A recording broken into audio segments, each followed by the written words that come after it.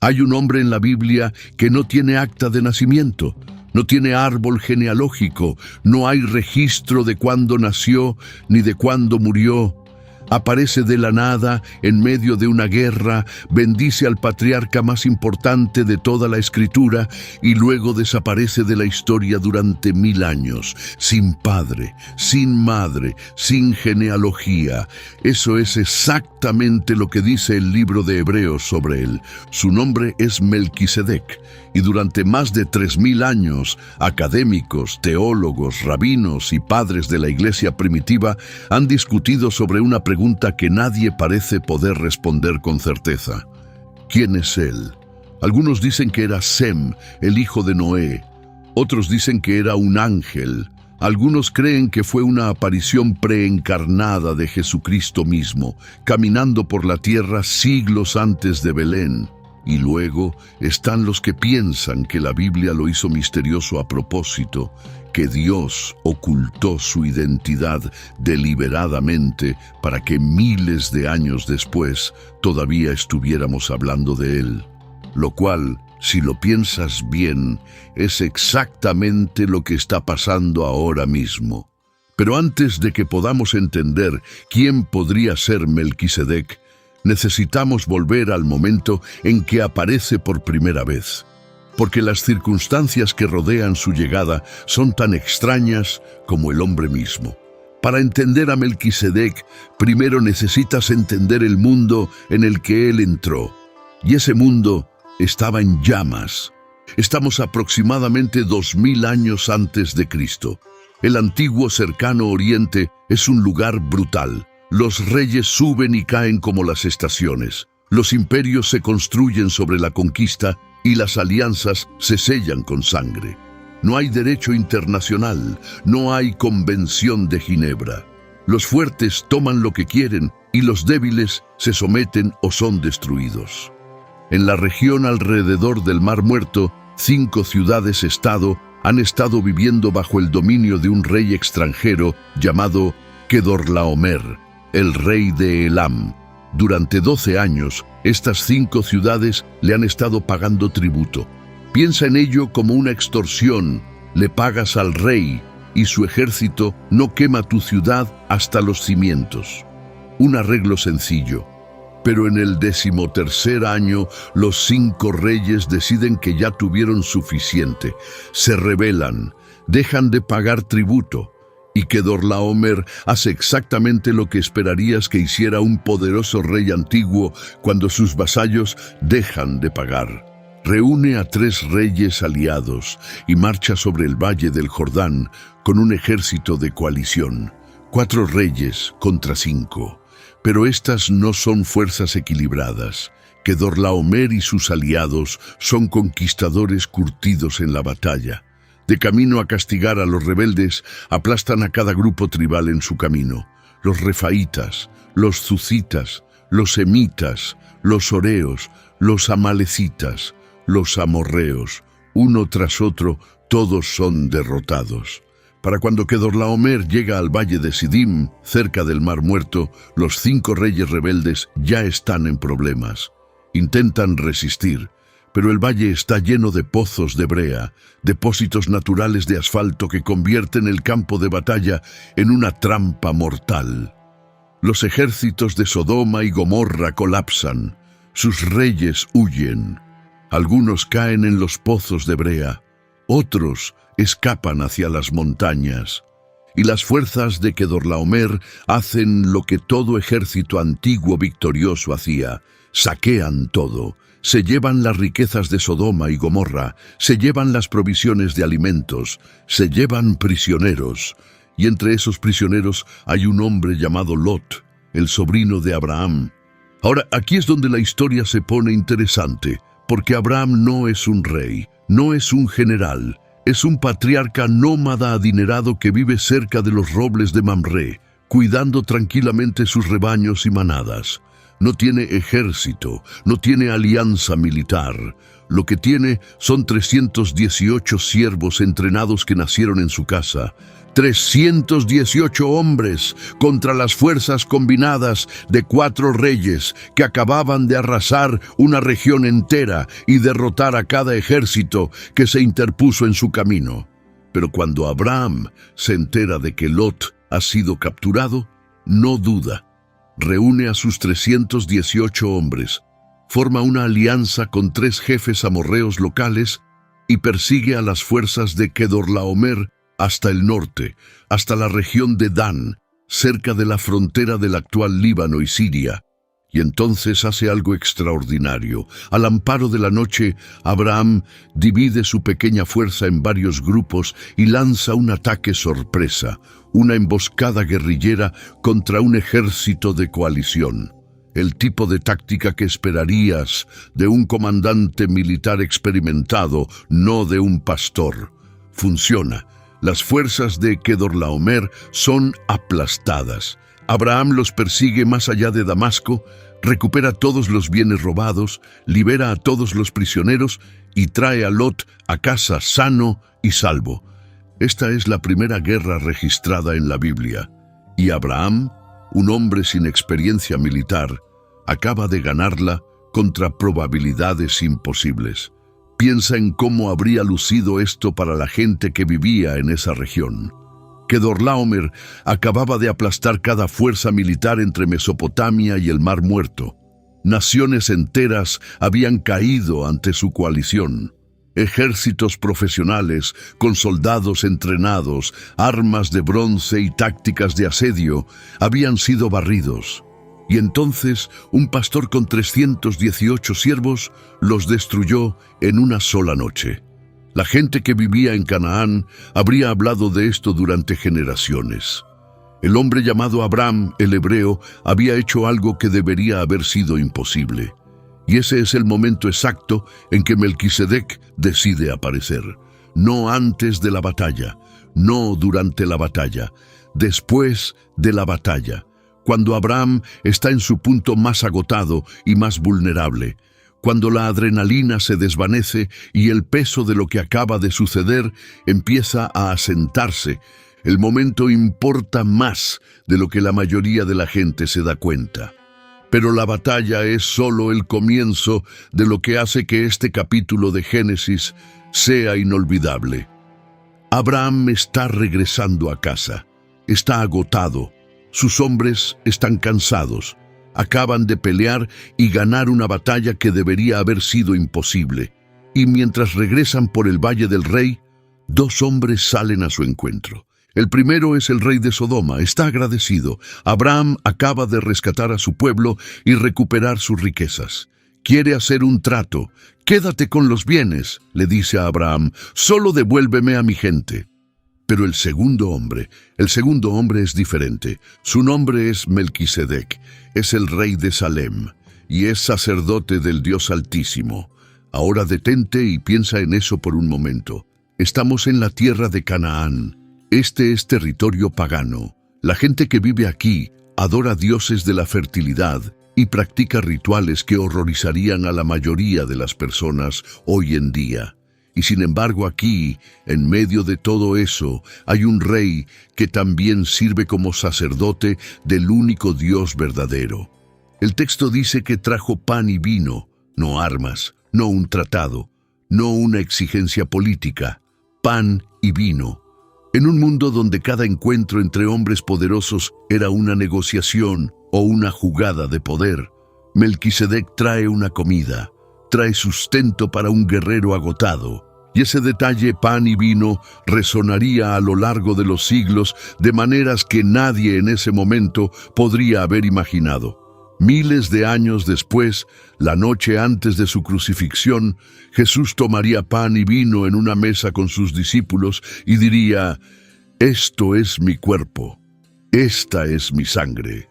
Los mismos 2 elementos.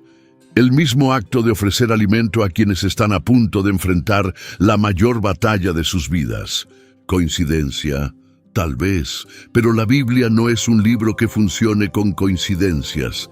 Melquisedec bendijo a Abraham diciendo: «Bendito sea Abraham por el Dios Altísimo, creador del cielo y de la tierra». y bendito sea el Dios Altísimo que entregó a tus enemigos en tus manos. Observa la estructura de esa bendición. Bendice primero a Abraham, luego bendice a Dios. Conecta la victoria de Abraham directamente con la intervención divina. Está diciendo, en esencia, tú no ganaste esa batalla solo. Dios peleó por ti, y yo, como sacerdote de Dios, estoy aquí para reconocerlo. La respuesta de Abraham es extraordinaria. Le da a Melquisedec la 10ª parte de todo lo que recuperó de la batalla. Un diezmo. Este es el primer diezmo registrado en la Biblia. Antes de la ley de Moisés, antes de cualquier mandamiento que lo exigiera, Abraham voluntariamente da una 10ª parte de su botín de guerra a este misterioso rey sacerdote. Y el hecho de que lo da voluntariamente es importante. Nadie le dijo a Abraham que diezmara. No había ninguna ley que lo exigiera. Lo hizo porque reconoció la autoridad de Melquisedec. Entendió, en algún nivel, que este hombre representaba algo más elevado que cualquier rey terrenal, más elevado incluso que el propio Abraham. Y entonces Melquisedec desaparece de la historia, sin trasfondo, sin explicación de dónde vino, sin mención de sus padres o su linaje. En un libro que está obsesionado con la genealogía, que registra cada engendró página tras página, Melquisedec no tiene ningún árbol genealógico. Ese silencio es ensordecedor y es intencional. Pero antes de llegar a por qué ese silencio importa tanto, necesitamos mirar más de cerca lo que realmente sabemos sobre este hombre, porque los pocos detalles que la Biblia nos da están cargados de significado. Empecemos por su nombre. Melquisedec. En hebreo es una palabra compuesta. Melech significa rey. Tzedek significa justicia. Júntalos, y su nombre literalmente significa rey de justicia. Eso no es solo un nombre, es un título y es uno extraordinario. En la teología hebrea, ningún ser humano puede ser verdaderamente llamado justo. El libro de Romanos lo dice claramente. Todos pecaron y están lejos de la gloria de Dios. Llamar a un simple hombre rey de justicia rozaría la blasfemia. Pero hay más. También se le llama el rey de Salem. La palabra hebrea shalom significa paz. Salem o Shalem se entiende ampliamente como un nombre antiguo para la ciudad que más tarde se convertiría en Jerusalén. Así que Melquisedec no es solo el rey de justicia. También es el rey de paz, gobernando sobre la ciudad que un día se convertiría en la ciudad más sagrada de todo el judaísmo. Rey de justicia, rey de paz, gobernando desde Jerusalén, y es sacerdote del Dios Altísimo antes de que el sacerdocio levítico siquiera existiera. Los levitas no nacerían sino hasta siglos después. Todo el sistema de adoración israelita, el tabernáculo, el templo, los sacrificios, las vestiduras sacerdotales, el arca de la alianza, nada de eso existía aún. No había ley de Moisés, no había mandamientos en tablas de piedra. Y sin embargo ahí estaba Melquisedec, ya sirviendo como sacerdote del único Dios verdadero. Esto plantea una pregunta que los teólogos han debatido durante milenios.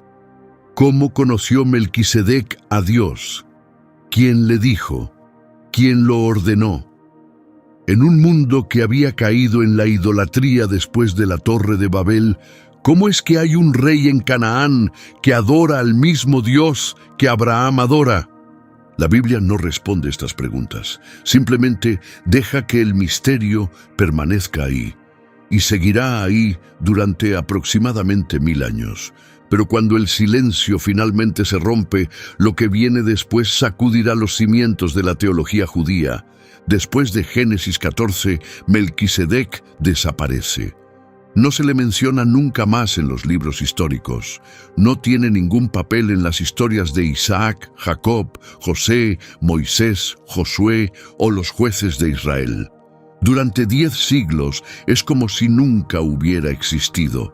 Y entonces, aparentemente de la nada, el rey David escribe un salmo que lo cambia todo. El Salmo 110 es uno de los salmos más citados en todo el Nuevo Testamento. Y en el versículo 4, David escribe algo que debió haber desconcertado a su audiencia original. Juró el Señor y no se arrepentirá. Tú eres sacerdote para siempre, según el orden de Melquisedec. Esta no es una referencia casual, es un juramento divino. Dios está jurando, y el texto enfatiza que no cambiará de opinión al respecto. Le está hablando a alguien que David llama mi Señor, una figura que se sentará a la diestra de Dios, mientras sus enemigos son puestos como estrado bajo sus pies. Y esta figura, quien quiera que sea, será sacerdote. No según el orden de Aarón, la línea sacerdotal que había estado sirviendo a Israel durante siglos para ese momento. No según el orden de Leví, la tribu que Dios había apartado para el servicio del templo. Según el orden de Melquisedec. ¿Por qué importa eso? Porque en Israel los reyes y los sacerdotes siempre estaban separados. El rey gobernaba desde el trono, el sacerdote servía en el templo, y los dos oficios nunca debían solaparse. Esta no era una regla arbitraria, era un principio fundamental del gobierno israelita. La separación de rey y sacerdote impedía que una sola persona tuviera poder total sobre la vida política y espiritual de la nación.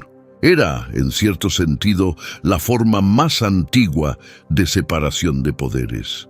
Y Dios hizo cumplir esta separación de manera violenta. Cuando el rey Usías entró al templo e intentó quemar incienso en el altar, una tarea reservada exclusivamente para los descendientes de Aarón, 80 sacerdotes lo confrontaron y le dijeron que se fuera. Usías se negó. Se quedó ahí con el incensario en la mano, enojado y desafiante. Y Dios lo golpeó con lepra en el acto. Ahí mismo, en el templo, frente a los sacerdotes, la piel del rey se puso blanca por la enfermedad. Pasó el resto de su vida en cuarentena en una casa separada, apartado del templo que había intentado infiltrar.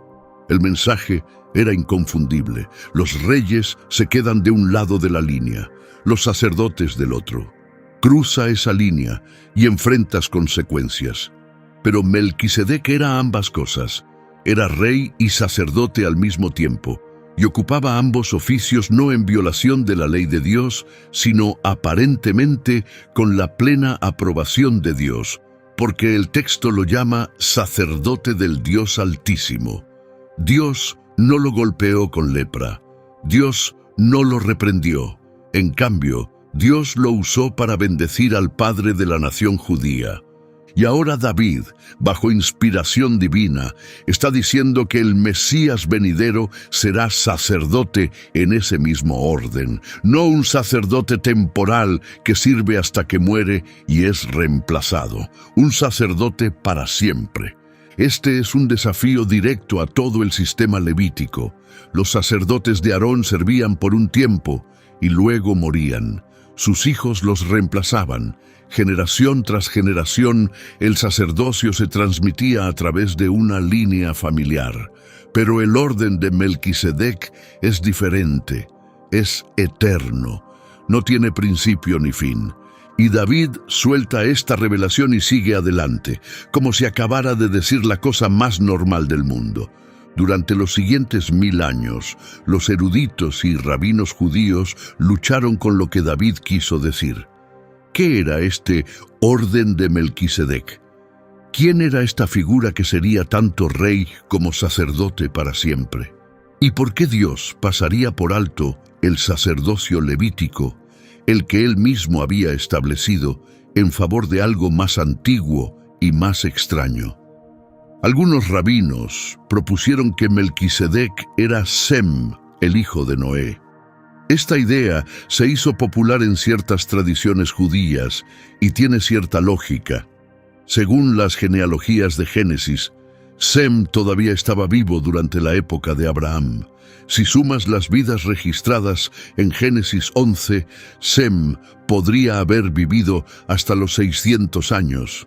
Y como era el patriarca de la línea semítica, la idea de que sirviera como sacerdote de Dios en Salem no era completamente irrazonable. El Targum Pseudo-Jonatán, una antigua traducción aramea de la Torá que incluye adiciones interpretativas, declara explícitamente que Melquisedec era Sem.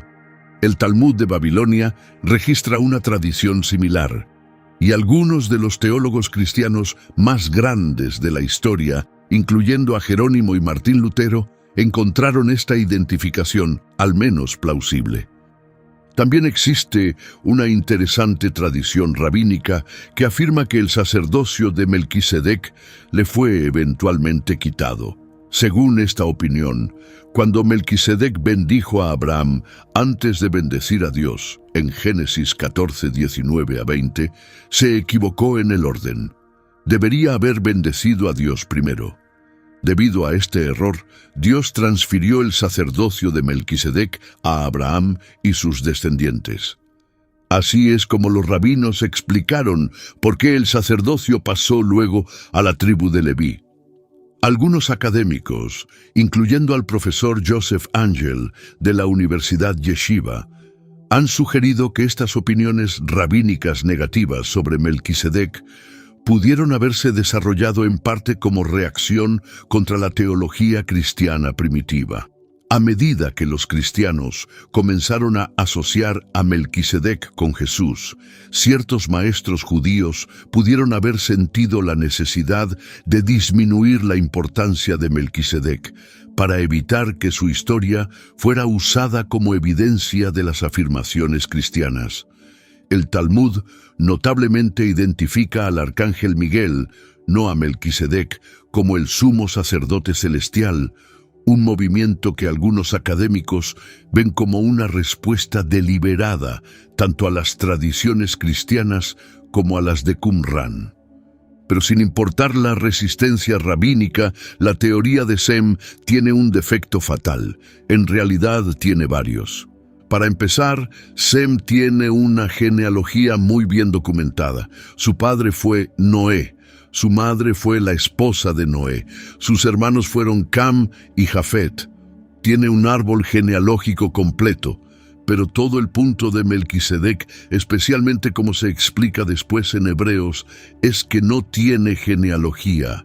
Sin padre, sin madre, sin principio de días ni fin de vida. Si Melquisedec fuera Sem, entonces la descripción en Hebreos no funciona en absoluto. También está la cuestión del reconocimiento.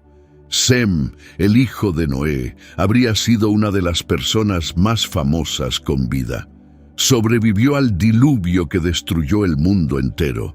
Fue uno de solo 8 seres humanos que vivieron la mayor catástrofe de la historia registrada. La idea de que pudiera simplemente aparecer como rey de una ciudad cananea bajo un nombre diferente y que nadie supiera quién era parece poco probable. Y además, genealogías posteriores en Primera de Crónicas y Lucas todavía lo llaman Sem, no Melquisedec. Si fueran la misma persona, esperarías que al menos un escritor bíblico hiciera esa conexión explícita. Ninguno lo hace. Entonces, si Melquisedec no era Sem, ¿quién era? Aquí es donde los manuscritos del Mar Muerto entran en escena y las cosas se vuelven realmente fascinantes. En la década de 1940, un pastor beduino entró a una cueva cerca del Mar Muerto y descubrió una colección de manuscritos antiguos que revolucionarían nuestra comprensión del judaísmo antiguo. Durante la siguiente década, los arqueólogos recuperaron miles de fragmentos de pergaminos de 11 cuevas cerca de un sitio llamado Qumran. Entre esos pergaminos había un documento encontrado en la cueva 11, catalogado ahora como 11Q13. Los académicos lo llaman el pergamino de Melquisedec, y lo que dice sobre Melquisedec es extraordinario. Este pergamino fue escrito aproximadamente 100 años antes de Cristo. Proviene de una comunidad judía que vivía en el desierto, un grupo que la mayoría de los académicos identifica como los esenios. Y según este pergamino, Melquisedec no era un ser humano en absoluto, era una figura celestial, un agente divino de Dios que aparecería al final de los tiempos para ejecutar juicio y liberar a los justos del poder del mal. El pergamino presenta a Melquisedec como el líder de los ángeles de Dios en una guerra cósmica contra las fuerzas de la oscuridad, dirigidas por una figura llamada Belial. En la mayoría de la tradición judía, este papel le corresponde al arcángel Miguel, pero en 11Q13 es Melquisedec quien lidera los ejércitos de la luz contra los ejércitos de la oscuridad. Y aquí viene la parte que conmocionó a los académicos cuando lo tradujeron por primera vez. El pergamino cita a Isaías 52:7, que dice: «Cuán hermosos son sobre los montes los pies del mensajero que dice a Sión, tu Dios reina». Pero en la interpretación del pergamino no es Dios quien reina, es Melquisedec. La palabra hebrea Elohim, que generalmente se refiere a Dios mismo, se aplica directamente a Melquisedec. Esa es una afirmación asombrosa. Esta comunidad judía, escribiendo un siglo antes de que Jesús naciera, estaba describiendo a Melquisedec como un ser divino que se sienta en el consejo de Dios, juzga a las naciones y libera a los justos. Lo llaman Elohim, él expía pecados, él trae el gran jubileo, la liberación definitiva. El pergamino también conecta a Melquisedec con la profecía de Daniel de las 70 semanas, sugiriendo que él es el príncipe ungido mencionado en Daniel 9:25. Esto significa que la comunidad de Qumran veía a Melquisedec no solo como una figura histórica del Génesis, sino como una figura mesiánica que aparecería en el punto culminante de la historia. Ahora bien, los esenios no eran parte del judaísmo convencional. Sus opiniones eran consideradas extremas por muchos de sus contemporáneos. Pero lo que revela su pergamino es que mucho antes de que los cristianos comenzaran a conectar a Melquisedec con Jesús, las comunidades judías ya estaban tratando a esta misteriosa figura como algo mucho más que humano. Y esa es exactamente la línea de pensamiento que el Nuevo Testamento retomaría y desarrollaría en uno de sus argumentos teológicos más elaborados. Pero la comunidad de Qumran no fue el único grupo judío fascinado por Melquisedec antes de que surgiera el cristianismo. Aproximadamente en la misma época, un filósofo judío llamado Filón de Alejandría, que vivió a principios del siglo I, hizo una conexión extraordinaria. Filón identificó a Melquisedec con el Logos, la palabra divina de Dios. Para Filón, el Logos era el intermediario entre Dios y la creación, el principio racional a través del cual Dios actúa en el mundo. Y vio en Melquisedec una manifestación física de ese principio. Esto es notable porque la apertura del Evangelio de Juan usa ese mismo concepto. En el principio era el Verbo, y el Verbo estaba con Dios, y el Verbo era Dios. Juan continúa diciendo que el Verbo se hizo carne y habitó entre nosotros, refiriéndose a Jesús. El hilo teológico que conecta a Melquisedec con el Logos y con Jesús ya se estaba tejiendo antes de que el cristianismo existiera formalmente. Lo que vemos cuando damos un paso atrás y miramos el panorama completo es que Melquisedec nunca fue olvidado. No realmente. Incluso durante los siglos en que desapareció de la narrativa bíblica, su sombra permaneció en el pensamiento judío, creciendo más grande y más misteriosa con cada generación. Para cuando el autor de Hebreos se sentó a elaborar su argumento, ya existía una rica tradición de especulación y teología construida alrededor de esta única figura enigmática de Génesis 14. Y hay un texto antiguo, más que se suma al misterio. El segundo libro de Enoc, también conocido como el Enoc eslavo, contiene una historia extraña sobre el nacimiento de Melquisedec. En este texto, Melquisedec nace milagrosamente de la esposa del hermano de Noé, Nir. El niño nace completamente formado, con la marca del sacerdocio ya en su pecho, y puede hablar desde su nacimiento. Antes del gran diluvio, Dios envía al arcángel Miguel para llevar al bebé Melquisedec al paraíso, preservándolo para que se convierta en un sacerdote eterno. Ahora bien, segundo Enoc, no es considerado escritura por ninguna tradición religiosa importante. Es un texto pseudoepigráfico, lo que significa que fue escrito bajo una autoría falsa, probablemente en algún momento del siglo I, pero nos muestra algo importante. El misterio de Melquisedec era tan cautivador que los escritores antiguos se sintieron obligados a llenar los vacíos. No podían dejar el misterio en paz.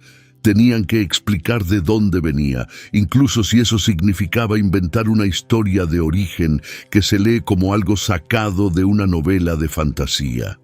El impulso de resolver el misterio de Melquisedec es antiguo. No somos la primera generación en preguntarnos sobre él. No seremos la última.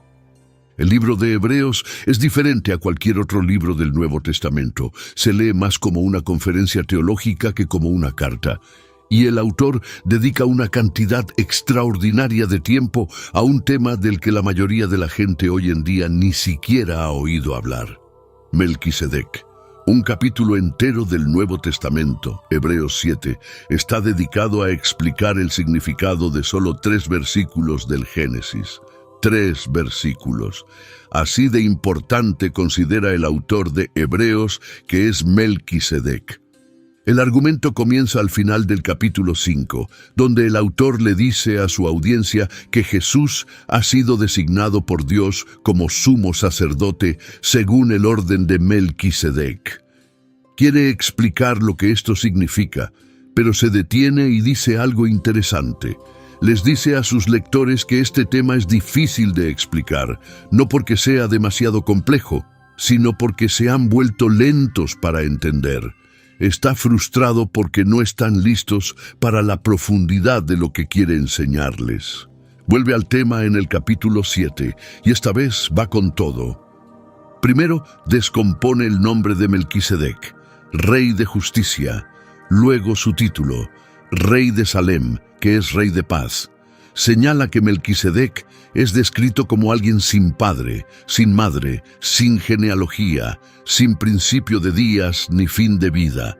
Y entonces hace la declaración clave: hecho semejante al Hijo de Dios, permanece sacerdote para siempre. Ahora, los académicos no están de acuerdo sobre qué quiere decir exactamente el autor aquí. Algunos creen que está diciendo que Melquisedec literalmente no tenía padres, que era un ser divino que existió eternamente. Si ese es el caso, entonces Melquisedec podría ser una aparición preencarnada de Cristo mismo, o quizás un ser angelical de algún tipo. Pero otros académicos argumentan que el autor está haciendo un punto literario, no literal. En el mundo antiguo, la autoridad de un sacerdote venía de su línea familiar. Si no podías demostrar tu descendencia de Aarón, no podías servir como sacerdote. Cuando los israelitas regresaron del exilio en Babilonia, algunas familias intentaron reclamar estatus sacerdotal, pero como no pudieron encontrar sus registros genealógicos, fueron excluidas del sacerdocio por completo. Así que, cuando el autor de Hebreos dice que Melquisedec no tenía padre, ni madre, ni genealogía, quizás no está diciendo que el hombre literalmente nació sin padres. Quizás está diciendo que la Biblia omite deliberadamente estos detalles para hacer un punto teológico. Al dejar en blanco el origen de Melquisedec, Dios se aseguró de que su sacerdocio se sostuviera por sí mismo, sin depender de la herencia familiar, sin estar limitado por la muerte, sin pasar de padre a hijo. Esto es lo que los académicos llaman un argumento desde el silencio. El silencio en el texto no es un accidente, es el mensaje. Y el mensaje es devastador para el antiguo sistema sacerdotal, porque lo que el autor hace a continuación es una de las jugadas lógicas más ingeniosas de toda la Biblia. Si el sacerdocio de Melquisedec no estaba basado en la genealogía, y si el propio Abraham reconoció la superioridad de Melquisedec al darle un diezmo, entonces el sacerdocio de Melquisedec es mayor que el de Aarón, no solo diferente, mayor. El autor de Hebreos lleva este punto a casa con un argumento brillantemente lógico. Abraham pagó diezmos a Melquisedec.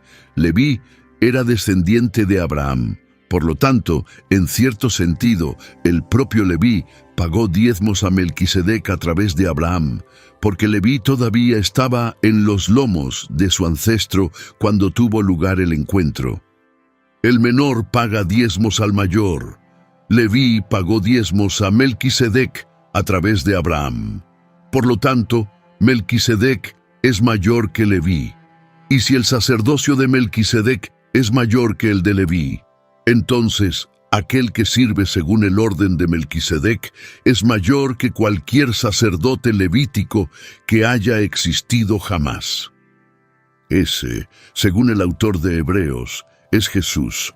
Aquí es donde converge todo el argumento.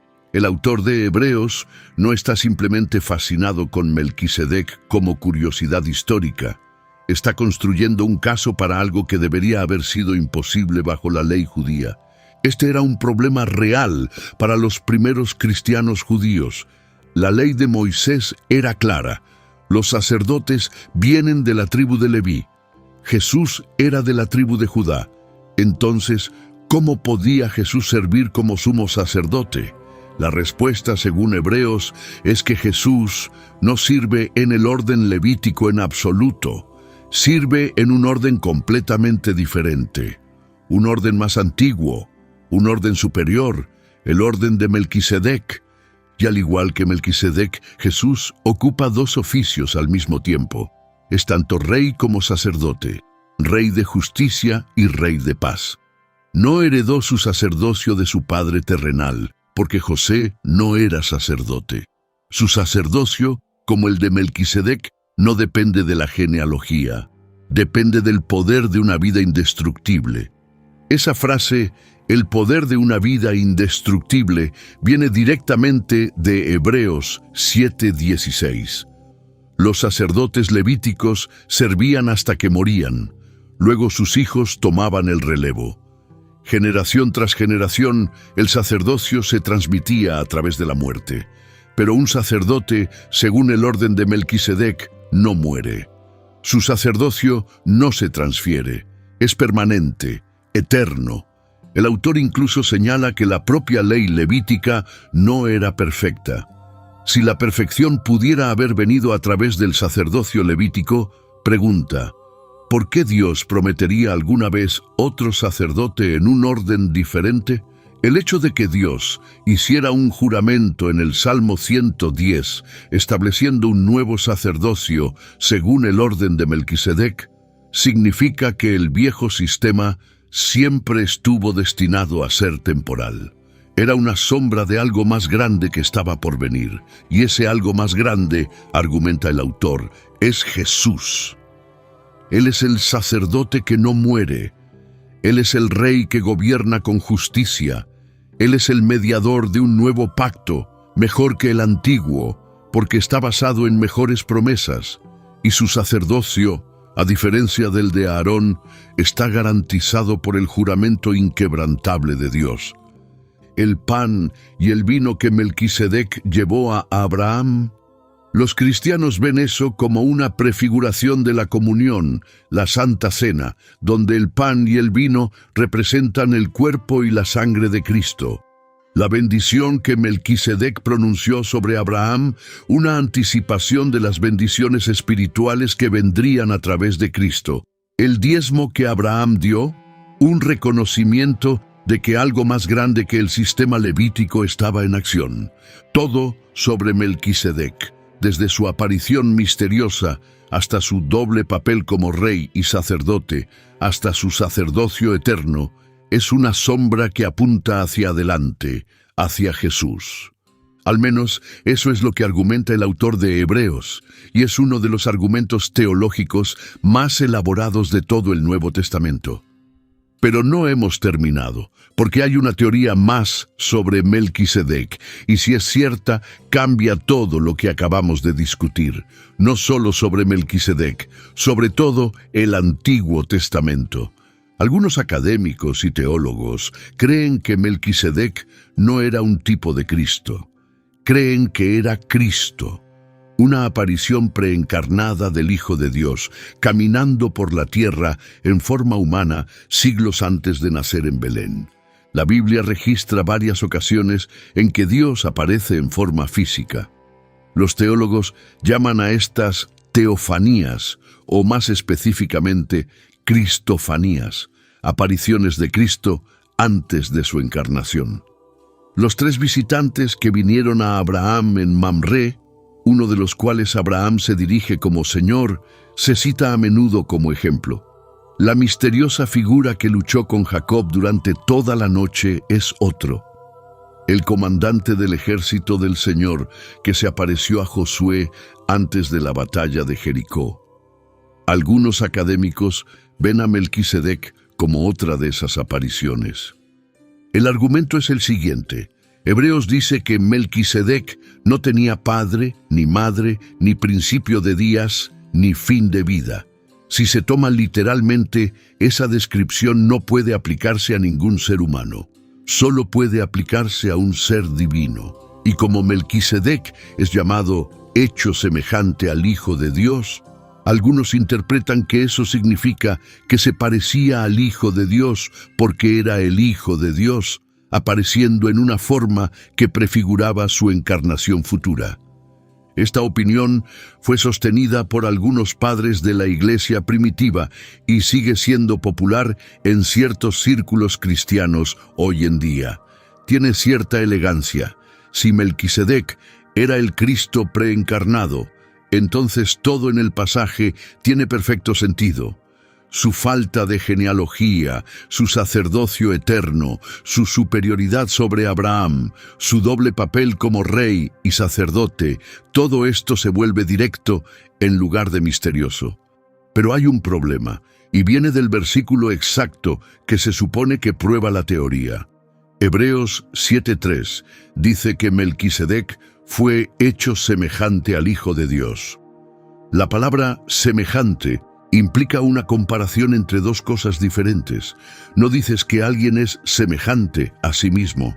Si Melquisedec fuera Jesús, el autor no necesitaría decir que fue hecho semejante al Hijo de Dios.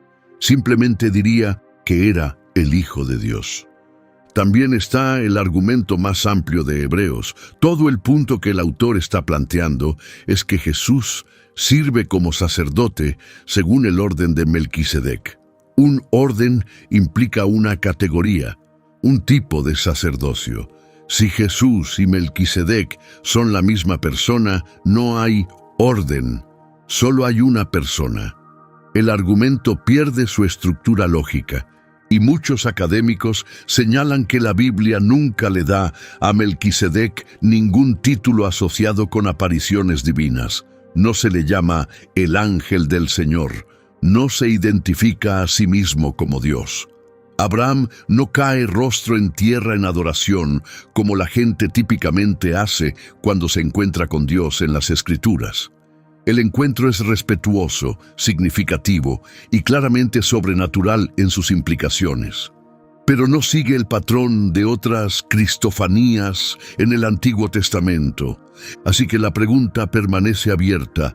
¿Fue Melquisedec un Cristo preencarnado, un ser especialmente creado, un ángel, o simplemente un hombre humano cuya historia fue escrita deliberadamente de una manera que lo dejó envuelto en misterio? Hay una cuarta posibilidad, y podría ser la más brillante de todas, porque sugiere que hemos estado haciendo la pregunta equivocada todo este tiempo. Melquisedec fue un ser humano real e histórico, un rey cananeo que genuinamente adoraba al Dios verdadero en una era de idolatría generalizada. Pero la forma en que su historia se cuenta en Génesis fue moldeada por intención divina. Piensa en lo que falta en la entrada de Melquisedec en Génesis 14. Cada otra figura importante en Génesis recibe una presentación. ¿Dónde nacieron? ¿Quiénes eran sus padres? ¿Cuántos años vivieron?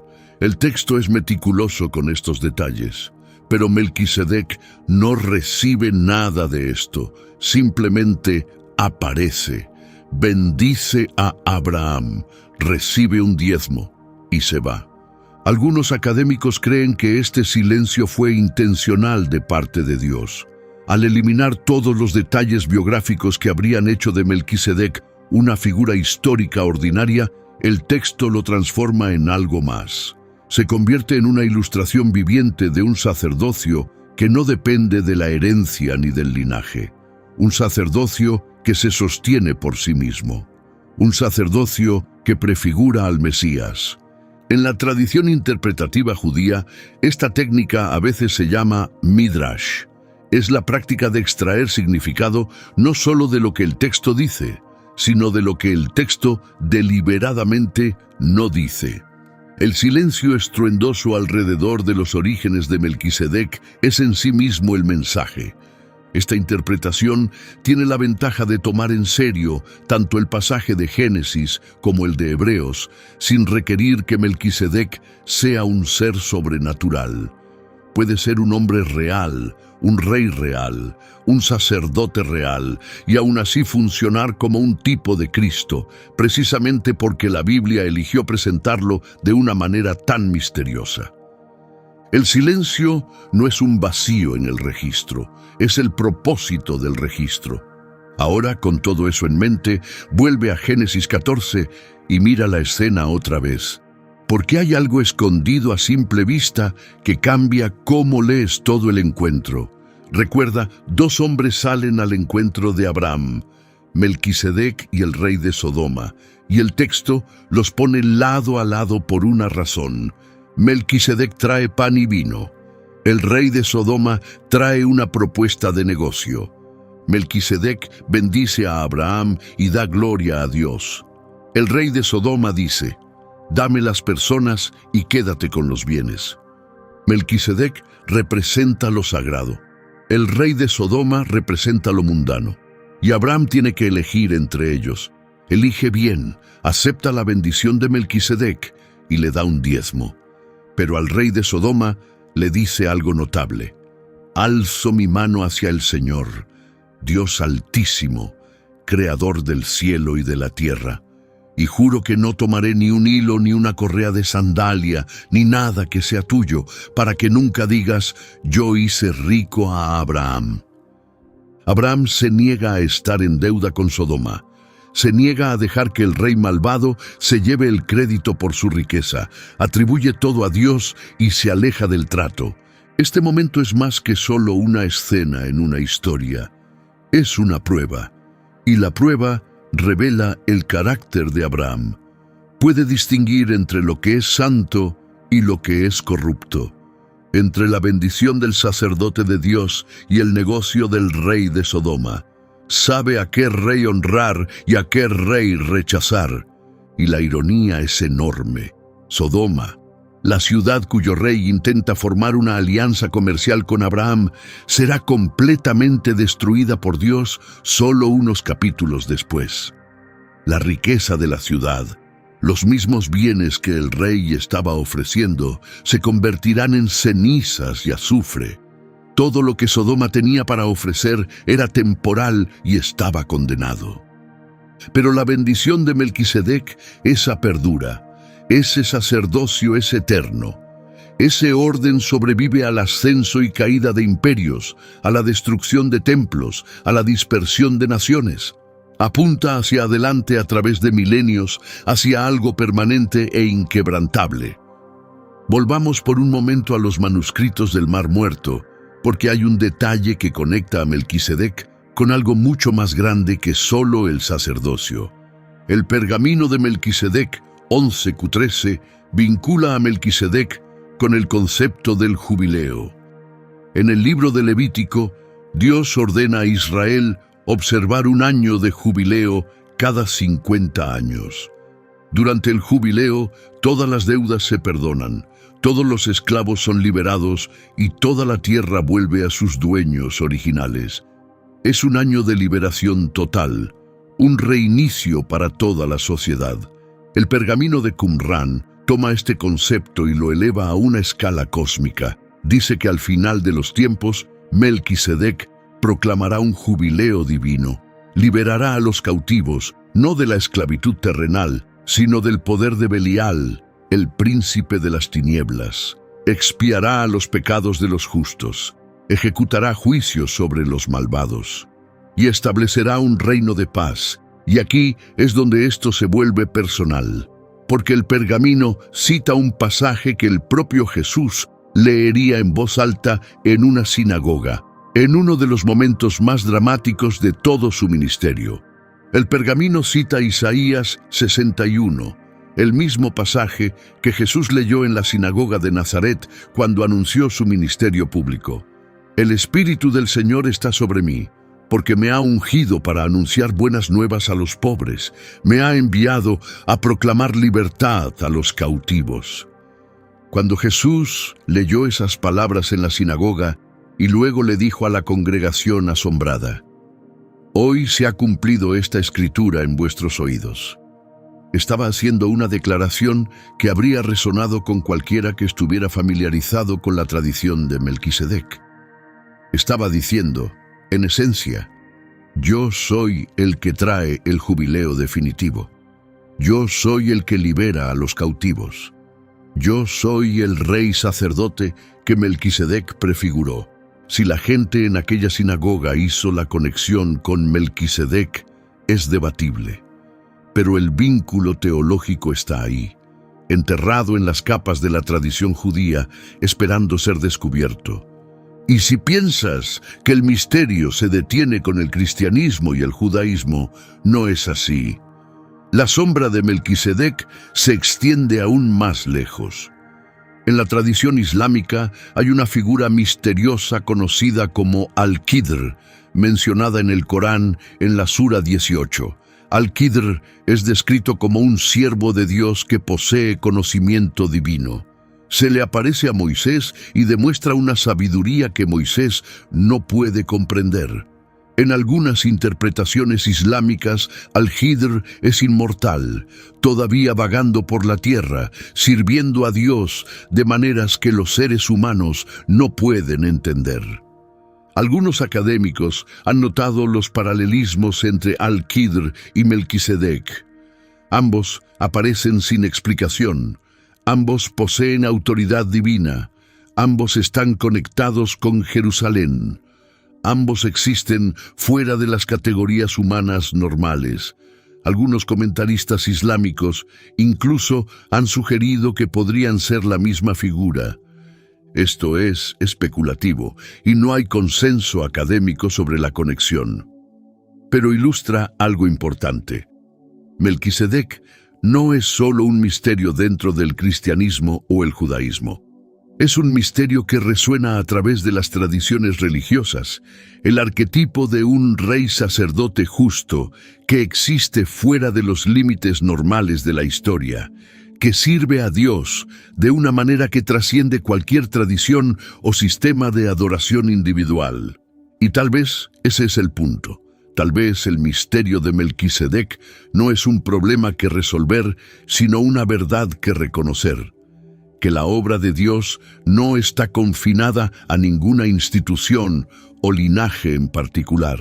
Que antes de que hubiera levitas o aaronitas, antes de que hubiera un templo o un tabernáculo, antes de que existiera ninguna de las estructuras que los seres humanos construyen para organizar su relación con Dios, ya había un sacerdote que servía al Altísimo. Entonces, ¿quién fue Melquisedec? Después de todo lo que hemos explorado, realmente solo hay una respuesta que explica toda la evidencia, y la propia Biblia nos la da. Solo tenemos que estar dispuestos a verla. La identidad de Melquisedec es Jesús. No literalmente, no en el sentido de que el Cristo preencarnado caminó hasta el Valle del Rey y le entregó a Abraham una hogaza de pan. El autor de Hebreos es claro al respecto.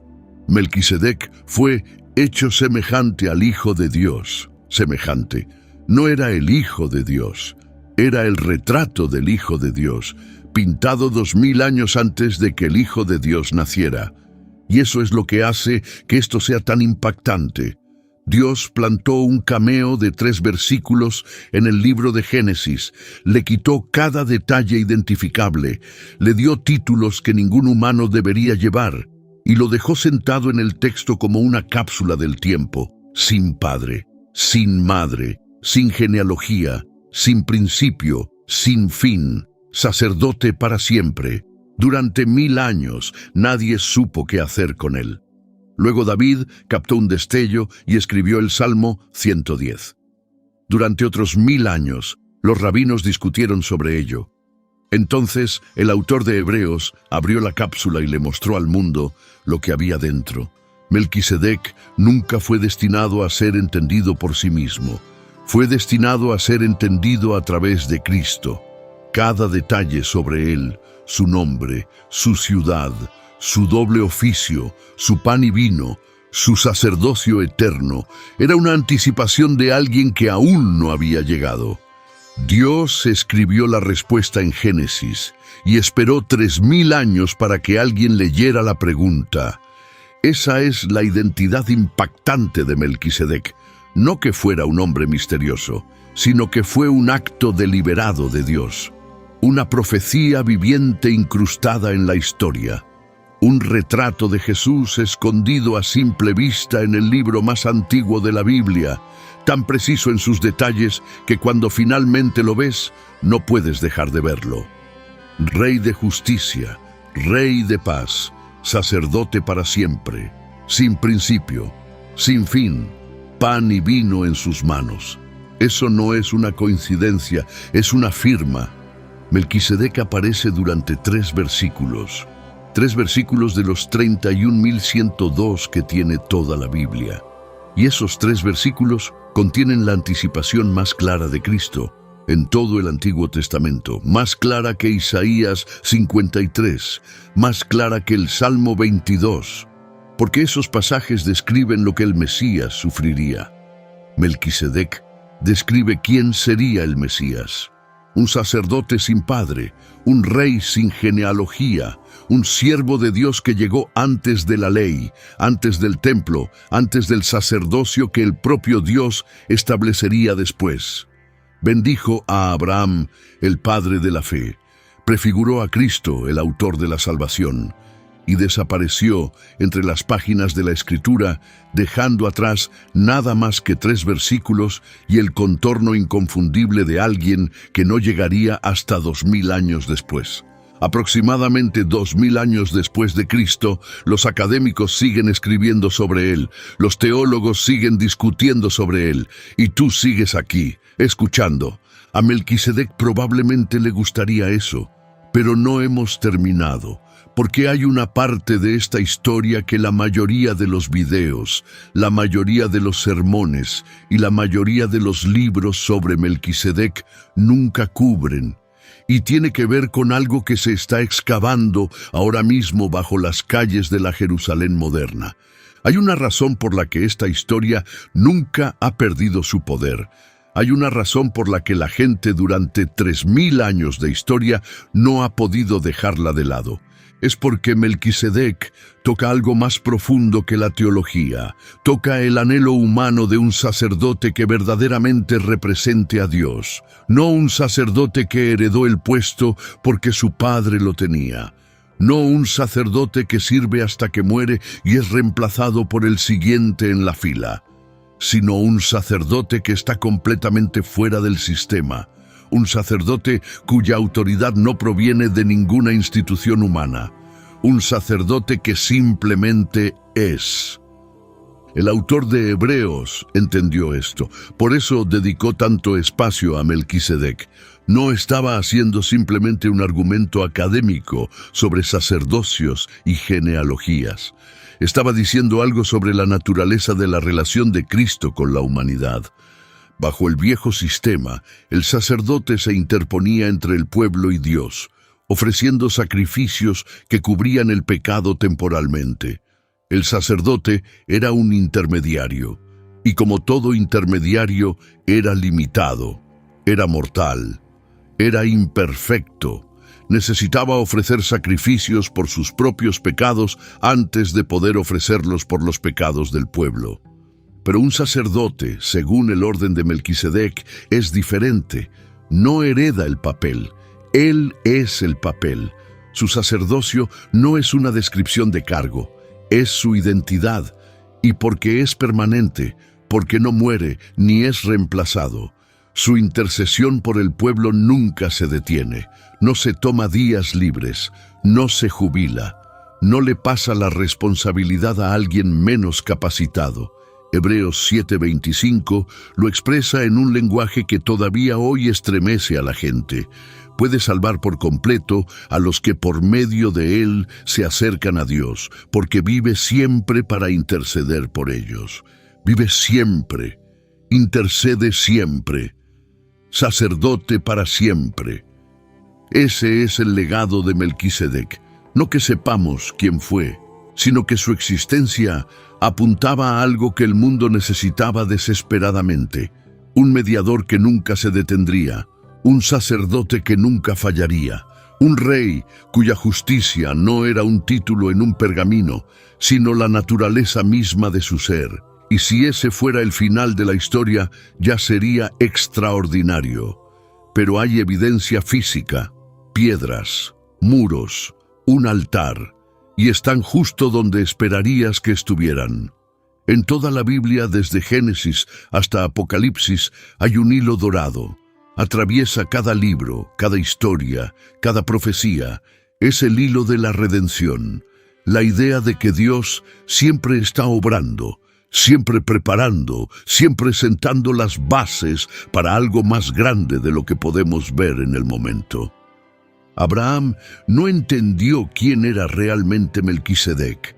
Solo sabía que era un sacerdote del Dios Altísimo y respondió con reverencia.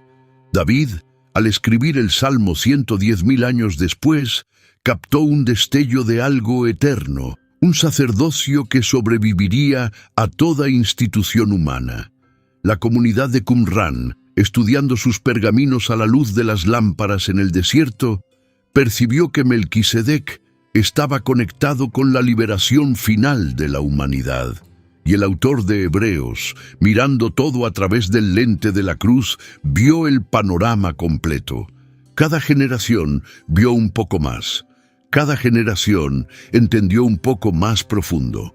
Pero ninguna vio el panorama completo, porque el panorama completo todavía se estaba revelando.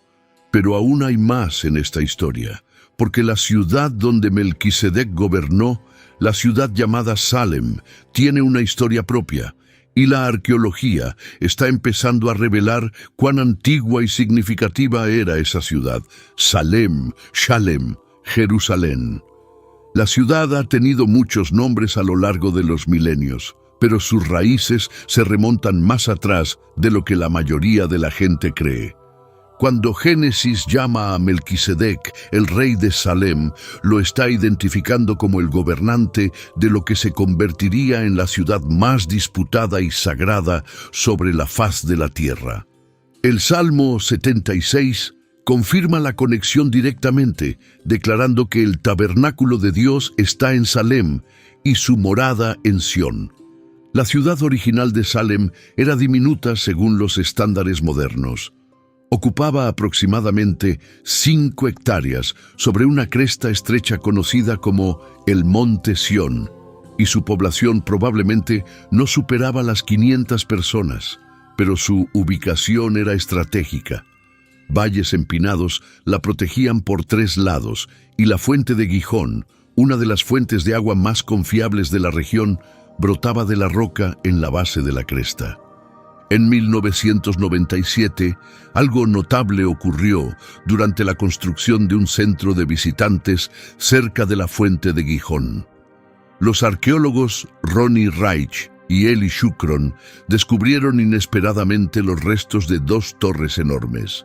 No eran pequeñas estructuras defensivas, eran fortificaciones monumentales, construidas con enormes piedras sin tallar, diseñadas para proteger la fuente de ataques enemigos. La datación inicial las ubicó en la Edad del Bronce Medio, aproximadamente entre el 2000 y el 1700 a.C., la época de Abraham y Melquisedec. El rabino Yechiel Heilprin, escribiendo en su obra Seder Hadorot en 1769, afirmó que Melquisedec fue la primera persona en construir un muro alrededor de Jerusalén. Escribió esto 2 siglos antes de que se encontrara cualquier evidencia arqueológica que respaldara la afirmación. Y sin embargo, las enormes fortificaciones de la Edad del Bronce, descubiertas en la fuente de Gijón, encajan con su descripción casi a la perfección. Pero ese no es el descubrimiento del que hablan los arqueólogos. Lo que vino después es mucho más significativo. En 2010, Eli Shukron desenterró una estructura antigua e inusual en la ciudad de David, sobre la fuente de Gijón. Consistía en 4 habitaciones paralelas excavadas en la roca madre. Una habitación contenía elementos típicos de un antiguo molino de aceitunas. Otra tenía una plataforma rectangular elevada con un canal de drenaje tallado en el suelo. Shukron sugirió que este era el sitio de un altar y que el canal estaba diseñado para drenar la sangre de los sacrificios. Lo llamó Templo Cero, el lugar donde Melquisedec pudo haber servido como sacerdote, el lugar donde Abraham pudo haber presentado su diezmo. No se encontraron inscripciones, no hay prueba definitiva que vincule la estructura con Melquisedec, pero la datación coincide, la ubicación coincide, y las características rituales coinciden con lo que esperarías de un sitio sagrado asociado con un sacerdote del Dios Altísimo. Si Shukron tiene razón, este sería uno de los descubrimientos arqueológicos más significativos en la historia de los estudios bíblicos. Un vestigio físico del ministerio de Melquisedec, enterrado bajo miles de años de escombros y restos a solo unos pasos de la fuente que dio vida a la ciudad que él gobernó. Y la geografía de esta historia está a punto de volverse aún más inquietante, porque el suelo que Melquisedec pisó es el mismo suelo donde los eventos más importantes de la historia bíblica tendrían lugar después. Y aquí hay un detalle que la mayoría de la gente pasa por alto. Después de los eventos de Génesis 14, donde Melquisedec bendice a Abraham, el siguiente evento significativo que involucra a Jerusalén está en Génesis 22, cuando Dios le ordena a Abraham que sacrifique a su hijo Isaac en una montaña en la tierra de Moria. Segundo de Crónicas nos dice que Salomón construyó su templo en el monte Moria, la misma montaña, la misma ubicación. El lugar donde Abraham casi sacrificó a su hijo es el mismo lugar donde, siglos después, el templo de Dios se levantaría. Así que piensa en esto. Abraham se encuentra con Melquisedec, el sacerdote del Dios Altísimo, en Salem. Poco tiempo después, Dios envía a Abraham de vuelta a esa misma región, a una de las montañas en Moria, para ofrecer a su hijo como sacrificio. Abraham está siendo atraído de vuelta al lugar donde encontró al sacerdote, de vuelta a la ciudad que se convertiría en Jerusalén, de vuelta a la montaña que se convertiría en el sitio del templo de Dios. Toda la historia gira alrededor del mismo pedazo de tierra. Y ese pedazo de tierra, el suelo donde Melquisedec sirvió y donde Abraham adoró, es el mismo suelo donde Jesús sería crucificado aproximadamente 2000 años después. Salem, Jerusalén, Moria, Gólgota, la misma ciudad, las mismas colinas, y el mismo hilo de sacerdocio, sacrificio y redención recorriendo todo como un río bajo la superficie. Pero espera, hay un descubrimiento más, y este no fue encontrado en Israel, fue encontrado enterrado en el desierto egipcio. Y lo que dice sobre Melquisedec podría ser la afirmación más controvertida de todas. En 1945, la misma década en que se encontraron los manuscritos del Mar Muerto, un agricultor egipcio llamado Muhammad al-Samán estaba excavando cerca del pueblo de Nag Hammadi, en el Alto Egipto, cuando desenterró una gran vasija sellada. Dentro había 13 códices encuadernados en cuero, libros antiguos escritos en copto, la lengua de los cristianos egipcios. Estos textos, que databan aproximadamente de los siglos III y IV, se conocieron como la Biblioteca de Nag Hammadi. Y entre ellos había un texto titulado simplemente Melquisedec. El texto de Melquisedec de Nag Hammadi es muy diferente de cualquier cosa que encontramos en la Biblia o en los manuscritos del Mar Muerto. Es una obra gnóstica, lo que significa que proviene de una rama del cristianismo primitivo que la Iglesia terminó condenando como herética. El texto es fragmentario, con muchos pasajes demasiado dañados para leer, pero lo que sobrevive es extraordinario. En este texto, Melquisedec recibe visiones de mensajeros celestiales. Le revelan la historia de un Salvador que sufrirá, morirá y resucitará de entre los muertos. Melquisedec es representado como un sumo sacerdote del fin de los tiempos, un guerrero cósmico que lucha contra las fuerzas del mal. Y en un pasaje asombroso, el texto parece identificar a Melquisedec directamente con Jesucristo. El texto de Melquisedec de Nag Hammadi sugiere que algunos cristianos primitivos no veían a Melquisedec simplemente como un tipo o sombra de Cristo. Lo veían como Cristo, el Hijo de Dios preencarnado, apareciendo bajo un nombre diferente en una era diferente, llevando a cabo su ministerio sacerdotal mucho antes de nacer en Belén. Ahora bien, los textos gnósticos no son considerados fuentes históricas confiables por el cristianismo mayoritario. Fueron escritos siglos después de los eventos que describen y a menudo contienen enseñanzas que contradicen las escrituras canónicas. Pero nos dicen algo importante sobre cómo el mundo cristiano primitivo entendía a Melquisedec. La fascinación no se limitaba a unos pocos académicos o a una sola comunidad. Era generalizada. Cristianos, judíos y gnósticos, todos reconocieron que esta figura apuntaba a algo vasto y significativo. Y el debate era intenso. Algunos cristianos creían que Melquisedec era el propio Cristo. Otros insistían en que era solo un hombre. Algunos maestros judíos lo identificaban con Sem. Otros, posiblemente como reacción a las afirmaciones cristianas, minimizaron su importancia por completo. Melquisedec se convirtió en un campo de batalla, no uno físico, sino teológico. Diferentes comunidades pelearon por su identidad porque entendieron algo crucial. Quien controla el significado de Melquisedec, controla el significado del sacerdocio mismo. Y quien controla el sacerdocio tiene la autoridad para definir la relación de la humanidad con Dios.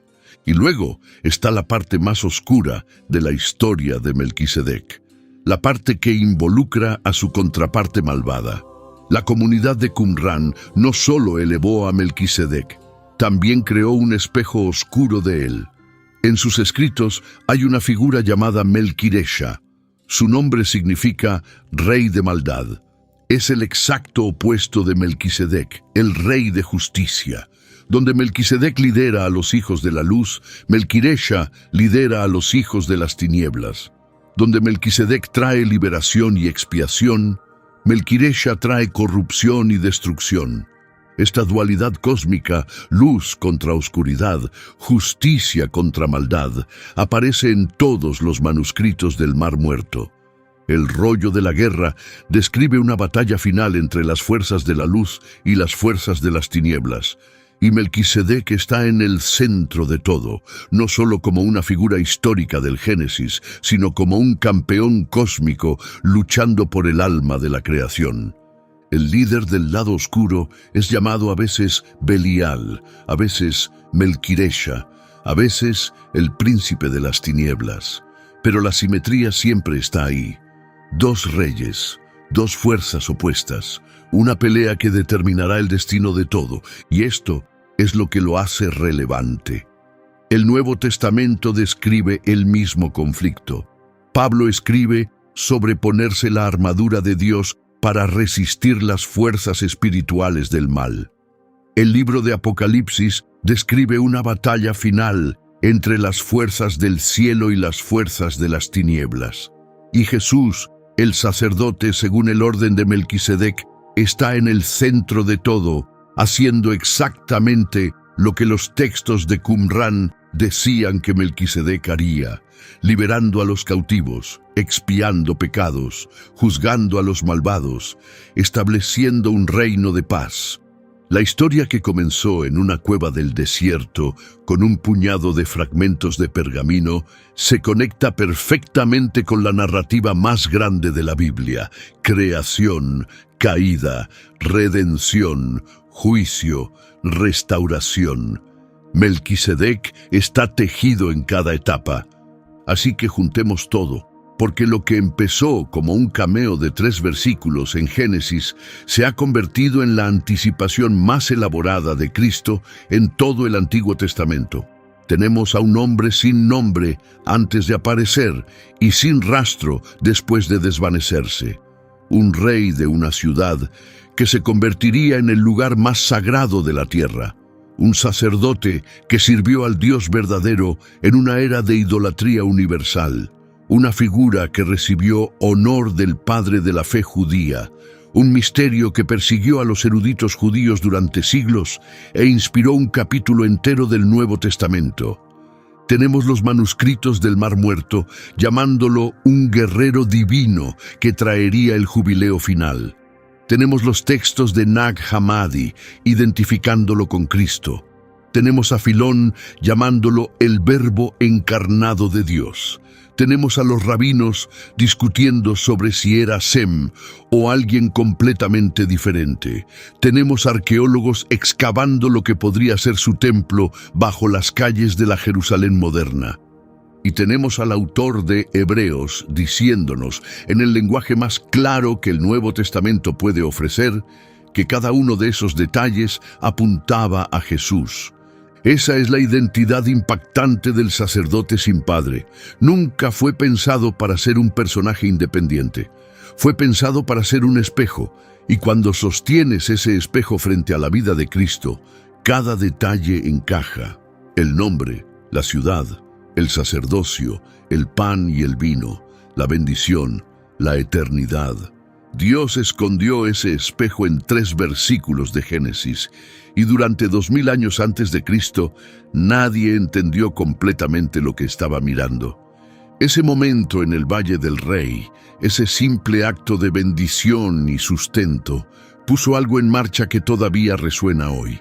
Cada vez que se prepara una mesa de comunión, cada vez que un sacerdote o pastor se interpone entre una congregación y Dios, cada vez que alguien lee la carta a los Hebreos y se pregunta sobre el significado de un sacerdocio eterno, Melquisedec está ahí, en silencio, con persistencia, apuntando más allá de sí mismo hacia aquel que siempre estuvo destinado a revelar.